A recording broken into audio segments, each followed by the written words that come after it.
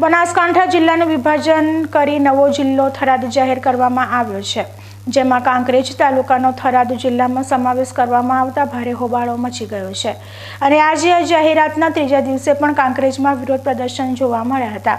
આજે પણ થરાદમાં બજારો બંધ જોવા મળી હતી। આજે અલગ અલગ સંગઠનોએ સાથે મળી શિહોરી સર્કિટ હાઉસમાં બેઠક યોજી હતી અને ત્યારબાદ રેલી કાઢવામાં આવી હતી।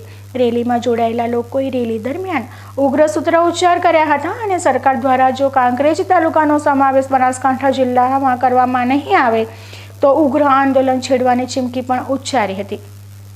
ભારતીય કિસાન સંઘે જે મામલતદારને આવેદનપત્ર આપવામાં આવ્યું, કાંકરેજ તાલુકાને જે ખરેખર થરાદ જિલ્લો નવો બને એમ જે કાંકરેજ તાલુકાને લેવામાં આવ્યો એ તદ્દન વસ્તુ ખોટી છે, કારણ કે કાંકરેજ તાલુકો કાયમિકના માટે બનાસકાંઠામાં સંકળાયેલો છે અને બનાસકાંઠાની બનાસ નદી અમારી બનાસ માતા છે।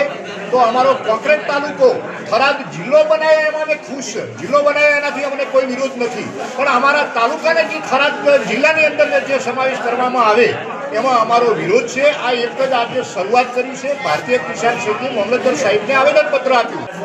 ભારતીય કિસાન સંઘ જિલ્લા પ્રમુખ બનાસકાંઠા આજે અમે કાંકરેજ તાલુકામાં જે રેલી અને આવેદનપત્ર આપવા માટે જે આયોજન કર્યું, અમને કોઈ પણ સંજોગે અમને બનાસકાંઠામાં જ રહેવા, કાંકરેજ તાલુકો બનાસકાંઠામાં રહેવો જોઈએ।